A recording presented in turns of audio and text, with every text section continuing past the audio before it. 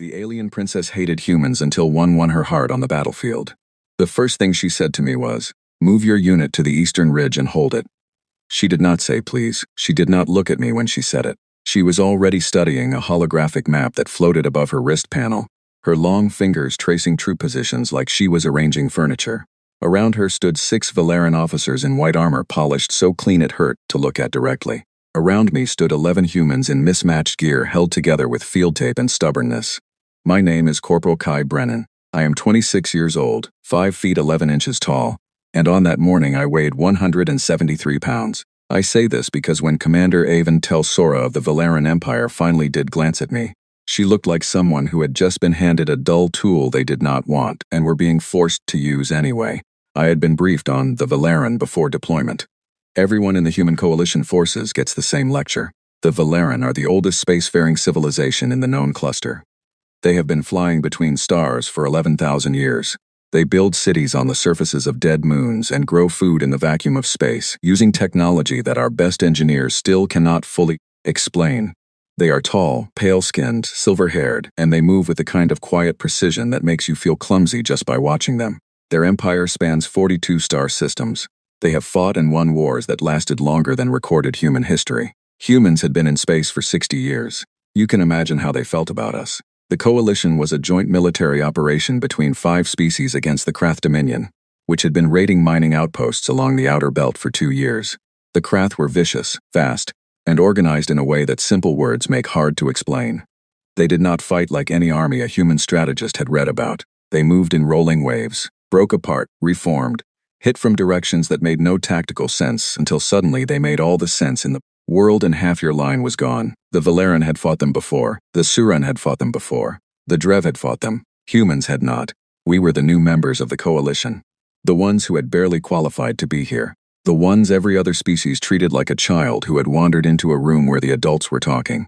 I had accepted that. Most of us had. You learn quickly that resentment takes energy you need for other things. But Commander Avon was something else. She was not rude in the way that careless people are rude. She was precise about it. Deliberate. When she addressed our platoon for the first time in the joint briefing room of the forward base, she did it the way someone might address a tool they have been required to use despite preferring another one. She called us the human contingent, the way someone says the heavy luggage. When our platoon's combat record was brought up by one of the Suran coordinators, she glanced at it for approximately 2 seconds and then said, "Limited engagement history. Noted." 2 words. Like we were a footnote. Sergeant Dara Cole, who had been standing beside me during the briefing, leaned close and whispered, "I've been dismissed by experts, but she might be the best I've ever seen." I did not laugh, but I felt the corner of my mouth move. The eastern ridge was a bad position. Anyone who looked at the terrain map for more than 30 seconds could see that. It was elevated, which sounded good, but it was also exposed on 3 sides. The ground below it was loose shale that would channel movement noise directly up to any defender, and the only natural cover was a line of gray stone outcroppings that a single grenade could clear. If the Krath hit the ridge in numbers, the unit holding it would have no real retreat path. It was the kind of position you gave to a unit you expected to lose. I knew this. Every soldier in my platoon knew this. I saw it in their faces when I relayed the assignment. Dara Cole's jaw tightened for just a moment before she smoothed it out. Private Owen Hatch, who was the youngest of us at 19, and who had a habit of chewing on the strap of his helmet when he was nervous, started chewing. Private Nora Fenn looked at the terrain data on her wrist unit, and then looked at me with the flat, calm expression that meant she had already run the numbers and did not like what they told her. I looked back at her and nodded once. "I know. We go anyway." We moved to the ridge at 0300 and began setting up defensive positions in the dark, without lights, without noise. We dug shallow holes in the shale with our hands where the tools made too much sound. Dara organized the firing lanes without being asked. Owen and Nora rigged a simple vibration alarm from spare parts in their packs that would give us a few extra seconds of warning if something heavy moved toward us from below. A soldier named Len Marsh, who before the war had been a plumber in a small town in northern England, figured out that the outcropping stones could be wedged and stacked into a much better barrier than they appeared at first look. He spent an hour doing it quietly and by himself, and when he was done the position was genuinely stronger. Nobody ordered Len to do that. He just did it, because the position needed doing. I sat on the highest point of the ridge at 0430 and looked out at the dark landscape below. The Krath were out there somewhere. The main coalition force was positioned 2 kilometers back in a reinforced ground installation. Commander HFY Sto was there, in her clean white armor, studying her maps with her precise fingers. I thought about the way she had looked at me. Not with hostility exactly, with indifference, like she had already calculated our value, and the number had not impressed her. I thought about that for a while. Then I stopped thinking about it, because Nora's vibration alarm went off at Air 0447 and the night below us started moving. The attack came from two directions at once, which was the first sign that this was not a patrol. Patrols come from one direction. What came at us from below the ridge came from the south and the east simultaneously, which meant they had split in the dark, which meant they had planned this, which meant someone had fed them the positioning of our forces in advance. Or they had scouts we had not detected. I did not have time to think about that. I had time to say, hold positions, let them commit, and then I had time to shoot. The Krath are not large creatures.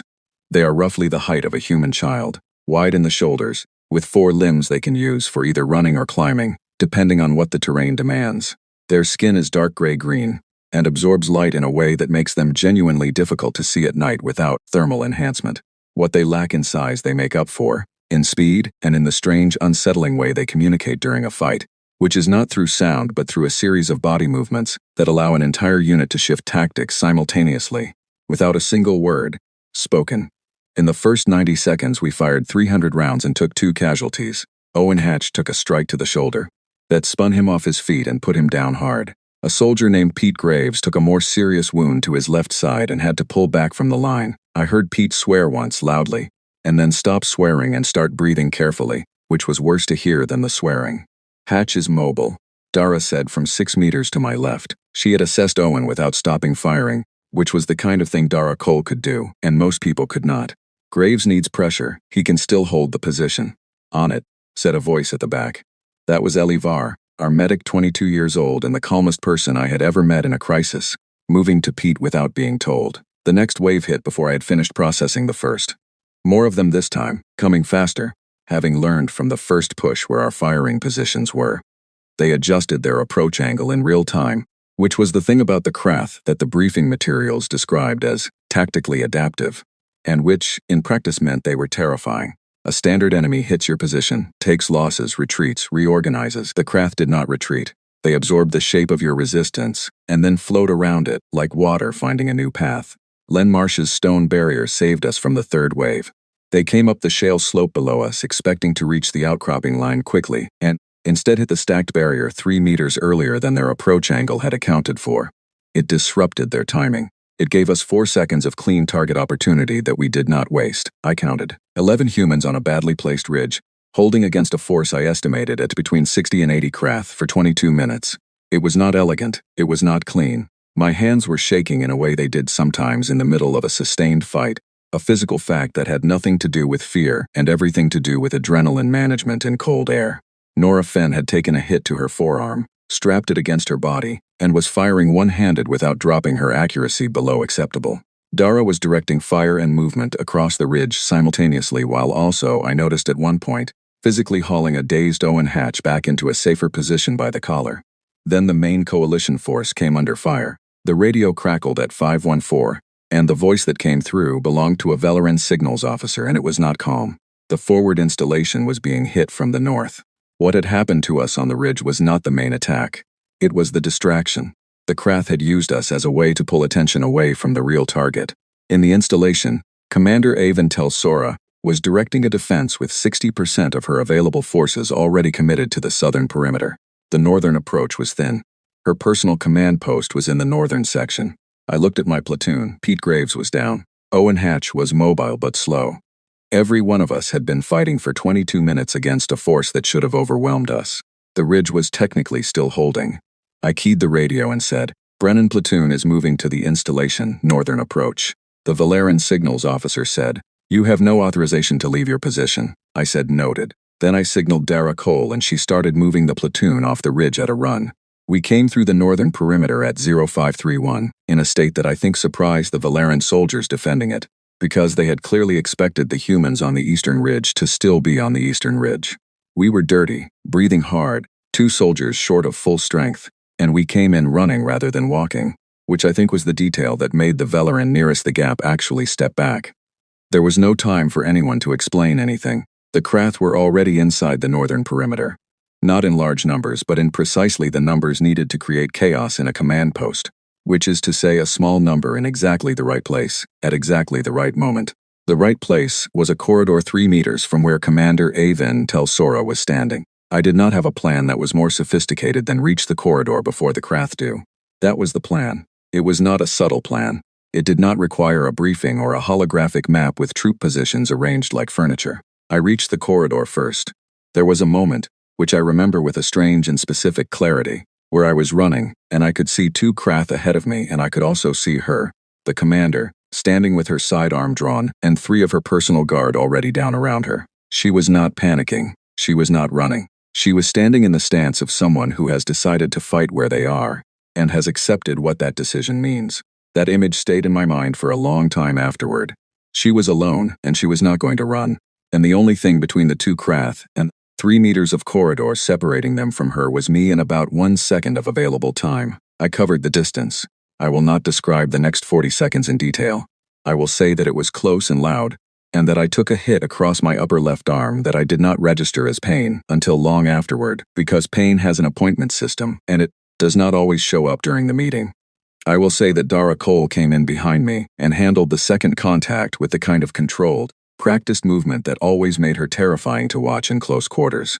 And I will say that when it was over, the corridor was clear, and I was standing in front of Commander HFY Sto with blood on my left sleeve and dust on my face, and the specific unsteadiness in my knees that comes after your body has spent all its emergency chemicals and is waiting for the invoice.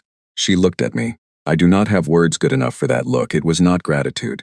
Gratitude is soft and warm, and she was not a soft or warm person. It was something else. Something more like recalculation, like a math problem she had already solved coming back with a different answer. Her silver hair was out of its braid. There was a mark on her jaw from where she had apparently been hit by something. She was breathing harder than I had ever seen her breathe. She said, "Your unit should be on the eastern ridge." I said, "The ridge is clear. We moved when the installation came under attack." She said, "You had no orders to move." I said, "No." There was a pause that lasted about 3 seconds. Around us, the installation was still noisy with the end of a fight, with Valeran soldiers pushing the remaining Krath back through the perimeter, with the radio traffic of a dozen people trying to understand what had just happened and where everything was. She said, "You should have your arm treated." I looked down at my left arm. The sleeve was torn and dark. I had not really looked at it until she said that. I said, "Yes, I will." She turned away first. She walked back toward the command post with her sidearm still in her hand and her unbraided silver hair still loose, and she did not look back.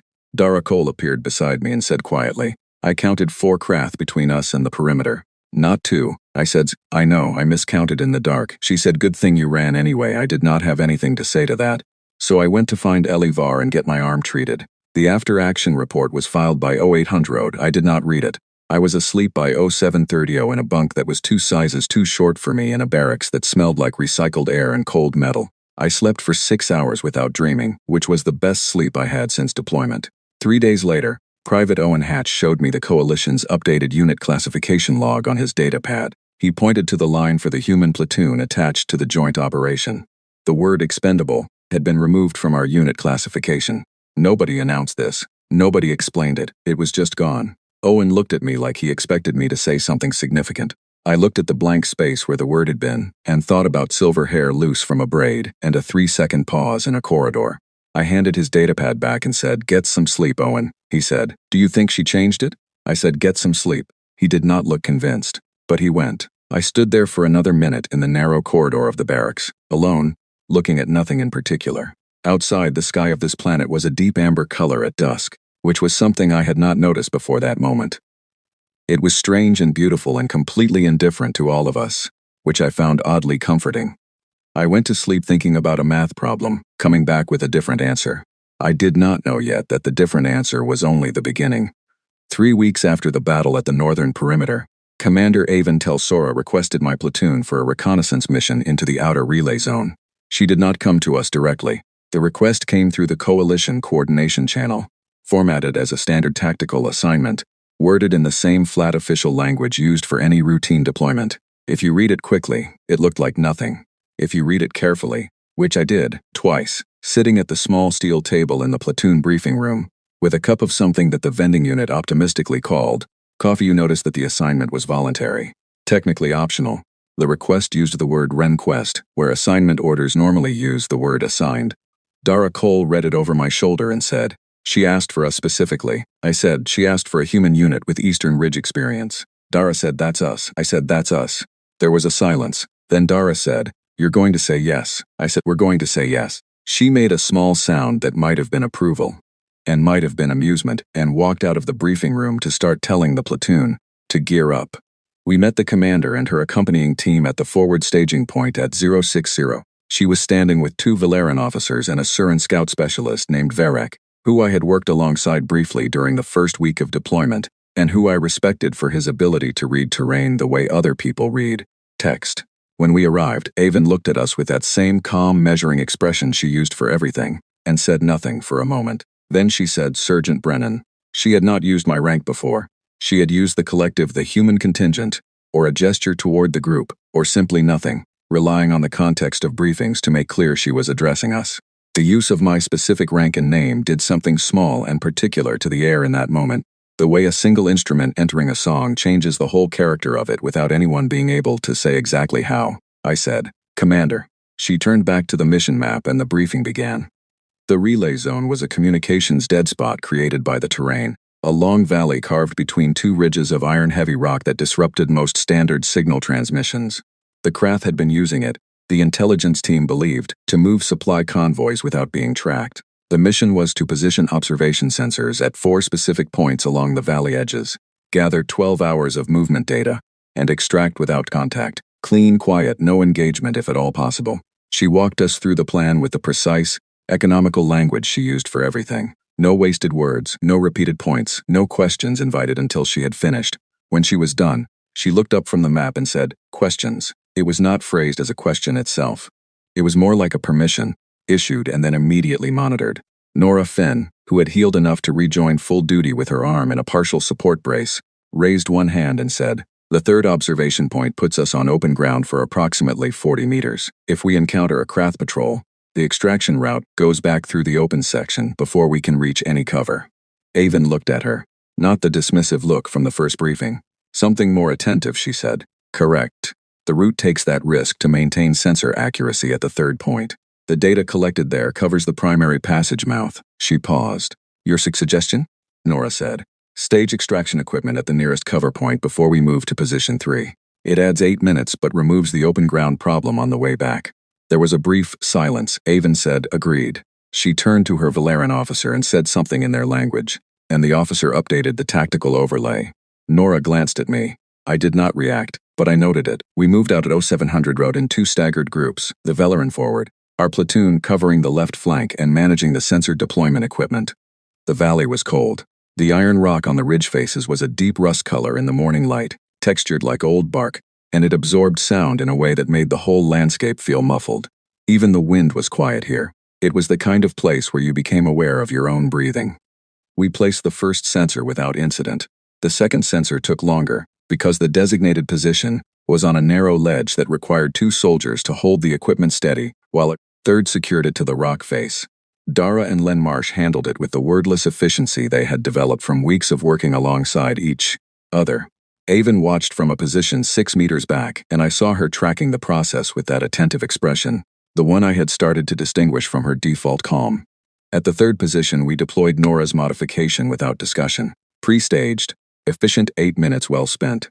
The 4th position was at the far end of the valley and required a full 2 hours of travel across difficult ground to reach.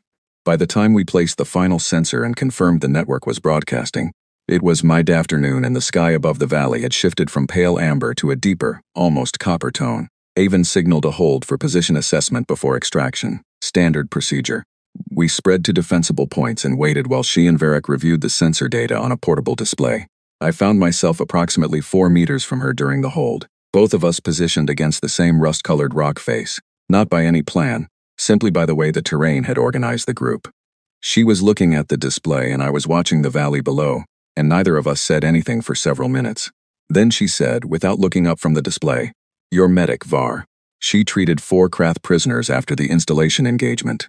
It was not a question, but it was not a statement either. It was something in between, the kind of sentence that is shaped like information but functions like a probe. I said yes. She said why. I said, Because they were wounded. She was quiet for a moment, then she said, they were the enemy. I said, they were wounded. Ellie treats wounded people. That's her job. She doesn't sort first. Avon looked up from the display then, not at me directly, but slightly away from me, in the direction of the valley, as though she was looking at a point in the middle distance where some answer might be. Found if she looked carefully enough, she said, we do not do that. I said, I know, she said, it is considered a tactical liability. Allocating medical resources to enemy combatants. I said, Ellie doesn't think of it that way. None of us do, really. She looked at me then. The copper light of the afternoon came over the ridge edge and touched the side of her face, which was angular and precise in the way that Velaran faces were, structured like something carved rather than grown. But in that light it was just a face, a thinking face, a face trying to work something out. She said, explain it. I said, it's hard to explain. It's not a calculation. It's more like a reflex. You see someone who needs help. You help them. The category of who they are comes second to the fact that they're in front of you and hurting. She considered this for a long moment. Then she said, that is not efficient, I said. No, it's really not. She almost smiled. I want to be careful about that because I am not certain. The corner of her mouth changed. It was small and it vanished quickly, and she looked back at her display before I could be sure I had seen it. But I think it was almost a smile. We extracted from the valley at 1700 without contact. The sensor network performed perfectly. The 12 hours of data it collected over the following period provided the coalition with movement intelligence that directly resulted in the interception of 3 craft supply routes and a significant operational setback for the Dominion. In the debrief, Avon cited the 8-minute modification to the extraction plan as a contributing factor to mission success. She attributed it to the human unit's field assessment capability. She did not say Nora's name, but she had remembered the suggestion and she had included it in the official record. That night, Owen Hatch, who had a habit of noticing things and then saying them out loud without fully thinking through whether he should, said to me over dinner, the commander keeps watching you. I said, she watches everything. He said, she watches other things differently than she watches you. I said, Owen, he said, I'm just saying. I said, eat your food. He ate his food. But he looked like someone who had said what he meant to say and was content with how it had landed. I did not sleep as easily that night, not for a bad reason. More the way you sometimes cannot sleep when something has shifted, when the world has moved a small degree to the left or right without anything dramatic happening, and you lie awake wondering whether you measured the shift correctly or whether you are making something out of nothing. I had spent 6 weeks being invisible to her, being furniture, being the human contingent, the ballistic meat, the unit with limited engagement history. Now she was asking me to explain things. I was not sure what to do with that. I was not sure what it meant, or where it led, or whether it was anything beyond a very smart officer updating her models with new information. The Velaran were analytical. They processed data and revised conclusions. That was probably all this was. I told myself that several times in the dark of the barracks. Then the Coalition Command sent a new directive down through channels, and things became considerably more complicated. The directive came from Velaran High Command, not from the Coalition leadership, and it was transmitted specifically to Commander HumansUntil Sora, rather than to the Joint Operations Board. I would not have known about it at all, except that its effects became visible within 24 hours in the way our unit was being handled. We were removed from the primary operations schedule, not discharged, not sent home. Simply pulled from the forward deployment list and reassigned to support and logistical functions, which is the kind of language that sounds administrative and is actually designed to make a unit disappear from significance without anyone being required to explain why. The message was clear to anyone who understood how coalition politics worked. The human unit was becoming too visible, too present in the forward operational record. The Velaran High Command wanted that corrected. I found out about the directive from Varric, the Suran scout, who told me one morning with the blunt directness that was characteristic of the Suran, and which I had come to appreciate deeply. He said, your unit has been flagged for repositioning. Velaran Central does not want humans in primary operations, I said. Why are you telling me this, he said. Because I was at the installation when you came through the northern perimeter. I believe you have a right to know what is being done, I thanked him. He nodded once and walked away. I sat with that information for the rest of the morning. I did not tell my platoon. Not yet. I wanted to understand it first, what it meant, what could be done about it, and whether there was anything to do at all. The reassignment orders came through official channels at 1400.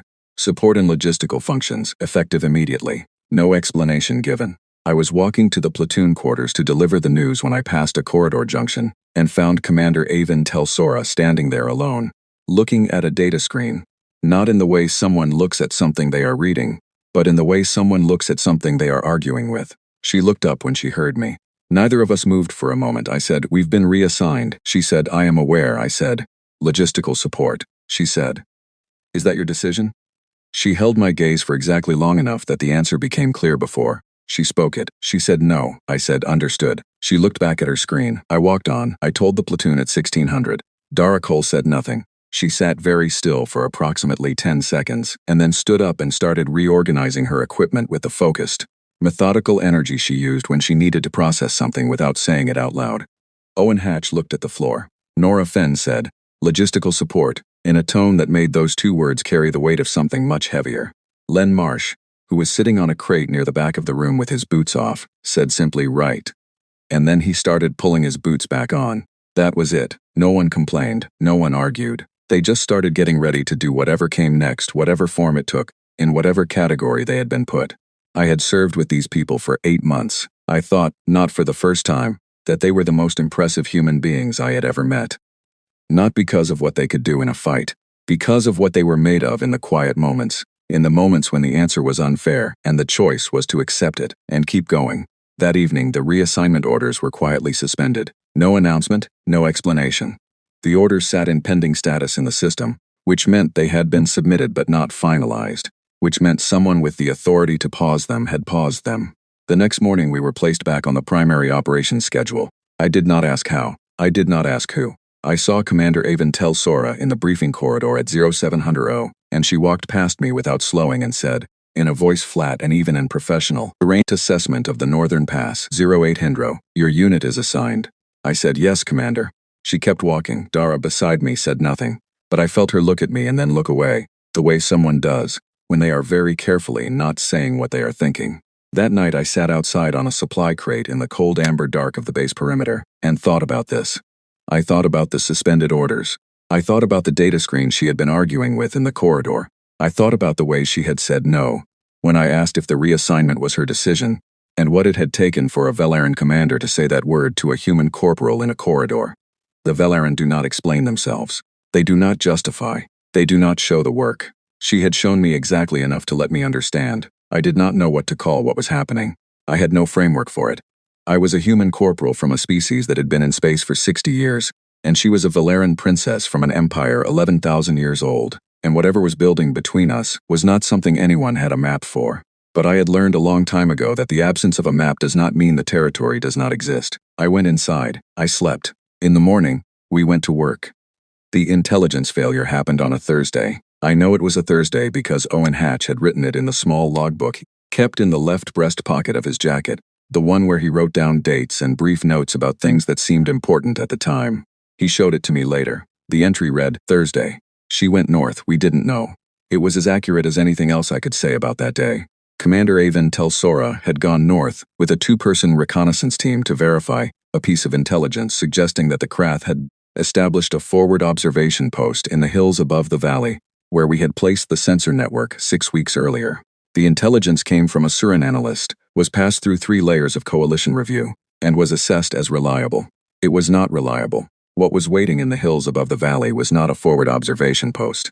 It was a full Krath tactical unit, 40 strong, positioned there deliberately, and the intelligence, suggesting a small observation post had been fabricated to draw exactly the kind of small, fast reconnaissance mission that Avon had sent north. She walked into a trap. Her 2-person team was separated almost immediately. The Krath moved fast and used the terrain perfectly. By 1100 she was alone in the upper section of the valley, 4 kilometers north of the forward base, in a landscape of rust-colored rock and deep shadow where 40 enemies knew exactly where she was, and she had approximately 11 rounds remaining and no extraction route that did not run through the force that had boxed her in. We knew none of this at 1100. We were on standard schedule, running equipment checks, going through the quiet routine of a mid-morning at a forward base. The first signal that something was wrong came at 11:37 when Varric found me in the equipment bay and said, without preamble, "The commander has not checked in. Her beacon is static. Her team is down." I said, "Where is she?" He showed me on his wrist map, Northern Valley, upper section. I asked, "What units are available for extraction?" He said, "The main force is committed on the southern defensive line following an escalation this morning. The Velaran Rapid Response Team is pinned 2 kilometers east of the second ridge. There is no authorized unit available for northern extraction." I looked at the map for about 4 seconds. I said, "My platoon is available." Varric said, "Your platoon is assigned to logistical support. You have no operational clearance for a northern deployment." I said, "Is there any other unit that can reach her position in time?" He looked at the map. He looked at me. He said, "No." I said, "Then we're going." Varric was quiet for a moment. Then he said, "I am coming with you." I said, "I was not going to ask you to do that." He said, "I know. I am offering." He paused. "She helped my unit once, 3 years ago. A different engagement. I remember what she did. I did not ask what she had done." I nodded. "I went to find my platoon. It took me 2 minutes to find them, and 2 minutes to explain the situation. The explanation was short because it had to be. The commander was alone in the northern valley. No other unit could reach her. We had no authorization. We were going anyway. Anyone who did not want to come could say so and there would be no consequence. Nobody said so." Dara Cole started checking her weapon before I finished the sentence. Len Marsh was already on his feet. Nora Fenn, whose arm brace the medical officer had said she should keep on for another week, pulled it off and left it on the table and picked up her rifle. Owens Hatch was chewing his helmet strap with the focused intensity of a person who is nervous and doing something about it anyway. Ellie Varr packed her medical kit in 30 seconds. We moved out at 11:47. The northern path was harder than anything we had covered before. The valley approach was direct, but it was also exposed, and we could not take the direct route without walking into the same terrain that had boxed her in. We went instead along the eastern ridge line above the valley floor, which added 40 minutes to the travel time but kept us out of the kill zone until we could assess the Krath positions. Varric was invaluable. He read the terrain the way I had seen him read it before, quickly and accurately, identifying Krath positions from subtle indicators that would have taken me much longer to process. He pointed ahead, indicated movement, held up fingers for numbers, wordless and precise. At 13:19 he held up a fist. "Stop." We went flat against the rock. Below us on the valley floor, 3 Krath were moving southward in a loose patrol formation. They were perhaps 30 meters below us, moving slowly, not in combat mode, but in the careful searching pattern they used when they were hunting a specific target and expected to find it shortly. We waited. They moved south past our position and continued. We waited until they were out of sight around a rock formation. We moved again. The valley narrowed in the upper section, the walls closing in to perhaps 40 meters across, the iron rock rising steeply on both sides. It was quieter here, more enclosed, and the sounds we had heard below, movement, a distant signal tone, the particular low noise the Krath made when communicating in close quarters, were absent. That silence was not reassuring. It was the silence of a space that has been cleared by intention rather than emptiness. Varric touched my arm. He pointed to a position ahead and above us, on the right wall of the valley, a narrow ledge maybe 15 meters up that overlooked the valley floor. I could not see anyone there. But I trusted Varric. I signaled Dara. She studied the ledge for 3 seconds and then made a small motion with her head. Confirmation. She had seen something too. We split. Dara took Owen and Len around the base of the right wall, moving to a position below the ledge. I took Nora and Varric further into the valley, moving quickly now, using the remaining cover to push toward where her beacon had last been active.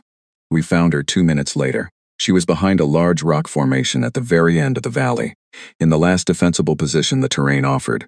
She was crouched low, her sidearm in her hand, and she was looking in 2 directions, alternately, with the systematic rhythm of someone who has been keeping that exact watch for a long time and has resolved to keep it until they cannot anymore.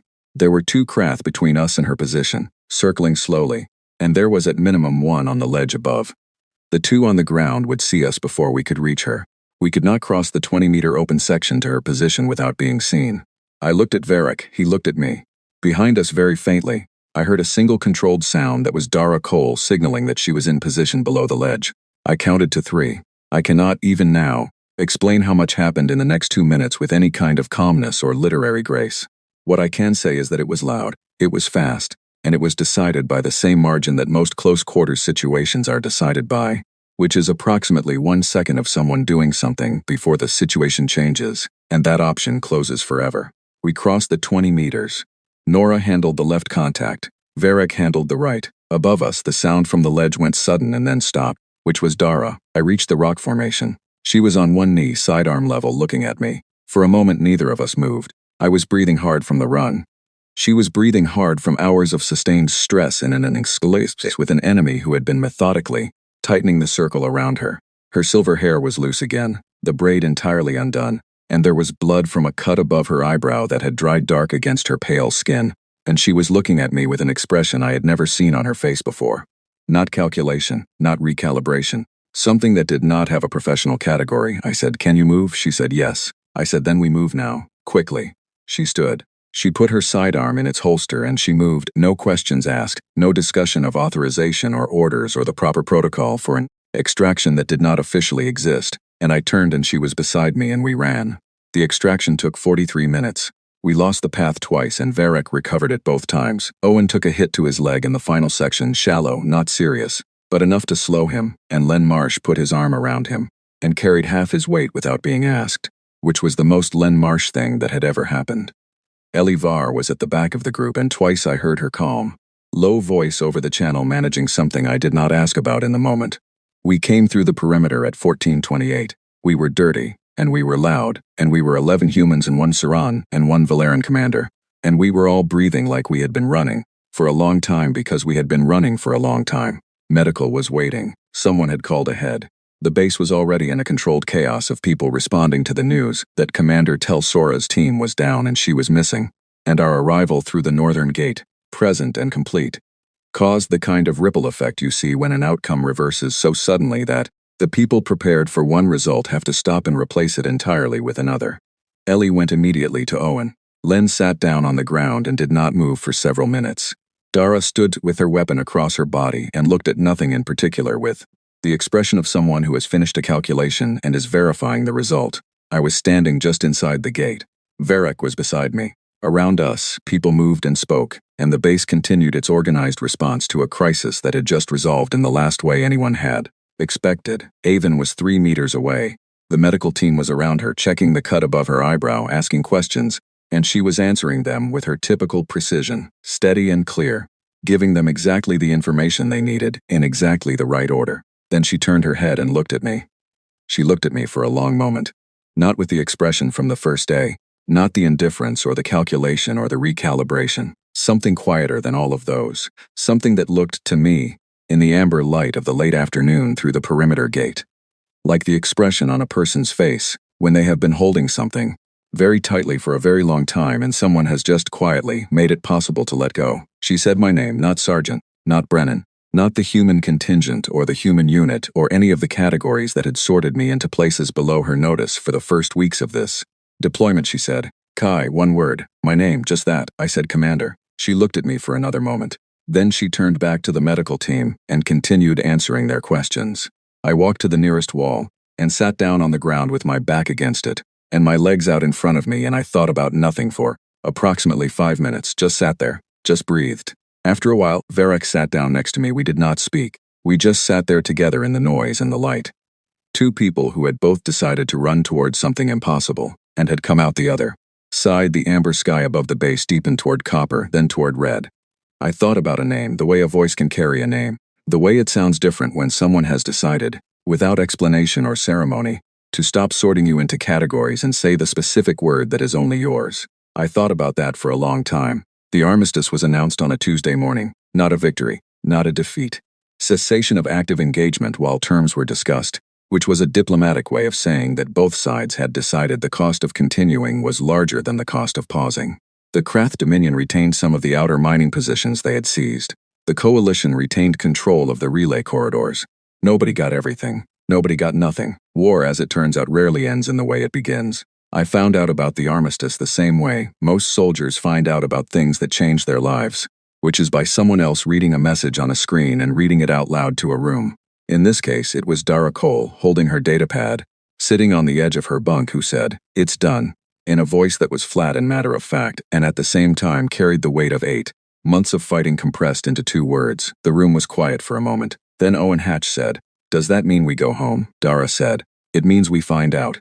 What we found out, over the next 3 days, came through in pieces the way difficult news always does. First the general armistice terms, then the coalition restructuring agreement, then on the 3rd day, the specific provisions regarding human forces. The Valeran High Command had included a clause. It was phrased in the careful, neutral language of official documents, but its meaning was direct. Human military units attached to the coalition joint forces were to be reassigned to non-combat advisory roles, pending a review of coalition structural requirements. The review process was estimated to take between 6 and 18 months. What this meant, in plain language, was that the Valeran Central Command wanted humans out of primary operations and were using the post-armistice restructuring to accomplish what the battlefield had not let them accomplish while the fighting was happening. We had been too useful to remove during a conflict. We were now no longer inconvenient to remove. 18 months in an advisory role meant 18 months of insignificance. It meant being present without being counted. It meant our record, the Eastern Ridge, the installation, the sensor network, the Northern Valley extraction, all of it, being quietly set aside in a filing system designed to minimize rather than recognize. I read the provision 3 times. Then I set my datapad down and walked outside and stood in the cold morning air of the base perimeter and looked at the sky. The sky on this planet was extraordinary in the mornings. It did a thing I had never seen on Earth, where the light came up from below the horizon a full 20 minutes before the actual sunrise, and turned the entire dome of the sky a deep, clear blue that faded at the edges to the palest possible color, almost white. And for those 20 minutes everything was lit from below, as though the planet itself was glowing. I stood in that light and thought about what to do. There was not, honestly, very much I could do. I was a corporal. The provision had been inserted by Valeran High Command, which was an authority so far above my level that the distance was not really measurable. I could file an objection through coalition channels, which would be politely logged and politely ignored. I could talk to the coalition liaison, who would express sympathy and explain that the restructuring agreement was binding. I could be angry about it in the quiet, ineffective way that people are angry about things that are outside their reach. None of those options were appealing. I was still standing there when Varek found me. He appeared beside me without preamble, and stood there looking at the same sky for a moment. Then he said, "You have heard about the provision." I said, "Yes." He said, "The Surin delegation has filed a formal objection with the coalition board." I turned to look at him. He was watching the sky with the same calm expression he used for everything. But there was something in the set of his jaw that I recognized from the Northern Valley. From sitting beside me after the extraction. From the way he had said, "I am coming with you," and meant it. I said, "Why?" He said, "Because the provision is wrong, and because we have records to show it. The sensor mission. The installation defense. The northern extraction." He paused. "The Eastern Ridge." I said nothing for a moment. Then I said, "Thank you, Varek." He said, "Do not thank me. We both know what the battlefield says. The objection is simply asking the record to speak." He left stayed. At 0900, Dara Cole came to find me and said that the platoon had been informed of the provision and was asking what happened next. I said, "We wait and see." She looked at me with the expression she used when she thought I was being insufficiently direct. She said, "That's it?" I said, "For now." She looked at me for a moment longer. Then she said, "Owen thinks the commander is going to do something." I said, "Owen thinks a lot of things." She said, "Owen is often right." I went back inside. At 1400 that same day, the Valeran military delegation received a formal request for an emergency review of the human force provision before the restructuring agreement was finalized. The request came from Commander HFY Sto, filed directly with the Valeran High Council under her authority as senior field commander of the joint operation. I found out because Varek told me. He came to the platoon quarters in the early afternoon and said, simply, "She filed." I sat with that for a moment. She had filed with the High Council. Not the Coalition Board, not the Joint Operations Committee, not some intermediate body that could absorb the objection and redirect it into a process designed to produce nothing. The High Council, the body that had issued the provision in the first place. I said, "What does that cost her?" Varek said, "Significant political standing. The High Council does not respond well to challenges from field commanders. They view it as overreach." I said, "Does she know that?" Varek looked at me with an expression that said the answer was obvious. Of course she knew. She knew better than anyone. She was a princess of the Valeran Empire, born into its politics, trained in its hierarchies, shaped by its expectations from the first day of her life. She knew exactly what filing would cost her. She filed anyway. The hearing before the High Council took place the following morning.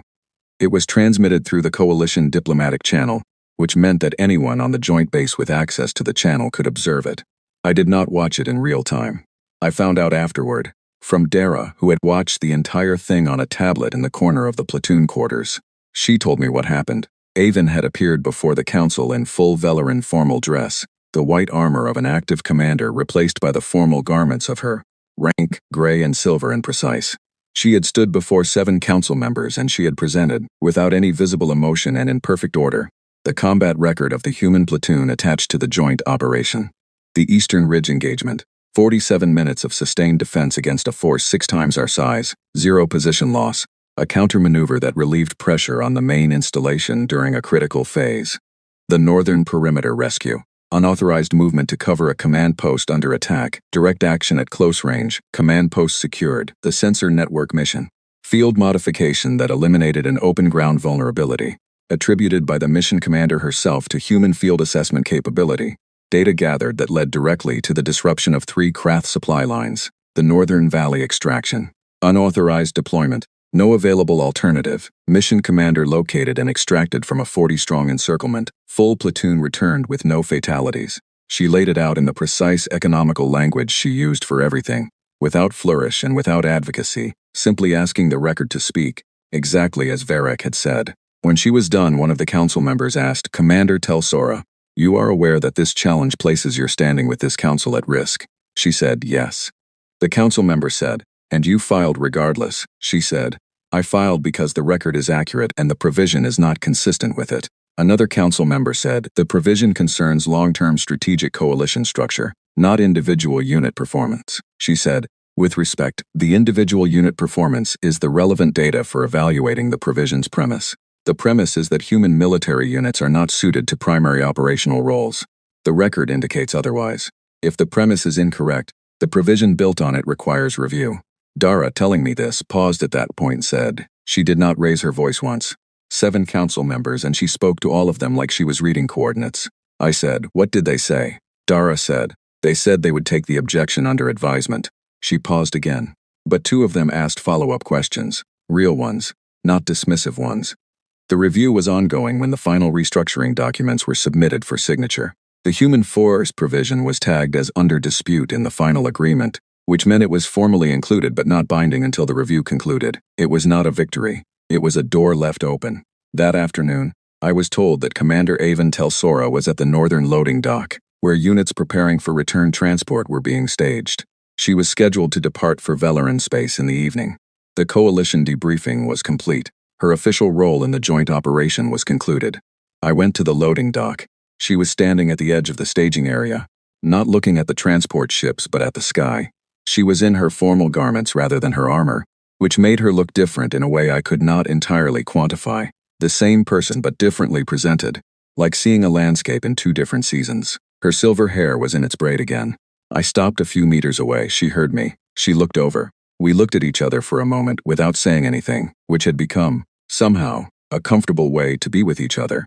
The silences between us having shifted from awkward to simply present. The way silences are between people who have been through things together, and no longer need to fill the space. I said, "I heard what you did at the council." She said, "The record speaks for itself." I said, "You knew what it would cost you."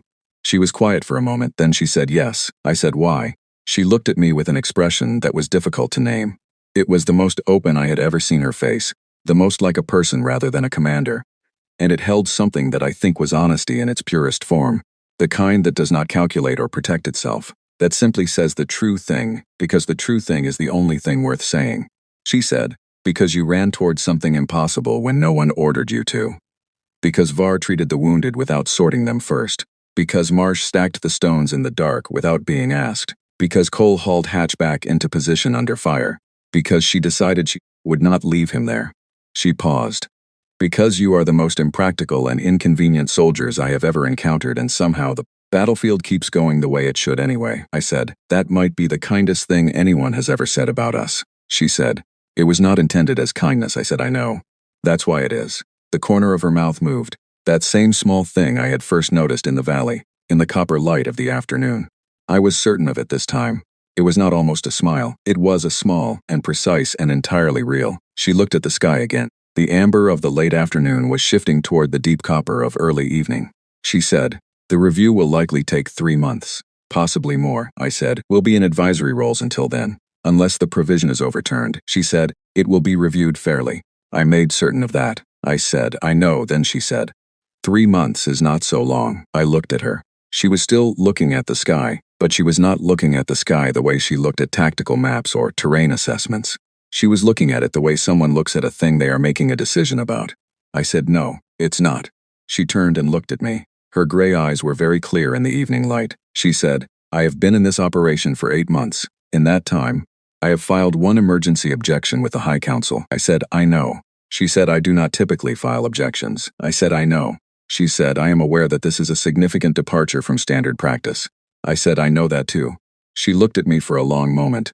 Then she said very quietly, good, and that was it. No declaration, no ceremony. Just that word, in that voice, in the copper light of evening on a planet far from anywhere either of us had started. Two people on the edge of something that had no map and no precedent and no guarantee. I thought, standing there, about what it takes for a thing to change. Not the big announced changes, the armistices and agreements and provisions filed in formal language. The other kind. The kind where one person decides to look at another person as a person rather than as a category. The kind where someone runs when no one has ordered them to run. The kind where a word, just one word, just a name, carries a whole new meaning because of who says it and when and why. I had come to this planet as part of the species that had been in space for 60 years, the ones with limited engagement history, the ones sorted neatly into a category called expendable. I was leaving something different, not a hero, not a symbol, just a person who had been seen finally clearly, by someone who did not give that easily and did not take it back once given. She turned toward the transport, I said, safe journey. She paused. She did not turn around, but she paused, and her voice, when it came, was the quietest I had ever heard it. She said, when the review concludes. I said, I'll be here. She walked toward the transport. I watched her go. The braid of silver hair, the straight back, the precise and unhurried step of someone who has decided where she is going and is going there without doubt. The sky above the base was extraordinary that evening. It did the thing it did, the light rising from below the horizon, the whole dome going deep blue at the top and pale at the edges. It lasted for 20 minutes, the way it always did, and then it passed, and the stars came out, and they were numerous and bright and very, very far away. I stood there and looked at them for a long time. 11 months ago, I had been a corporal from a species nobody had heard of, shipped out to a war on behalf of a coalition that tolerated our presence the way you tolerate a door that swings in the wrong direction, useful in principle and inconvenient in practice.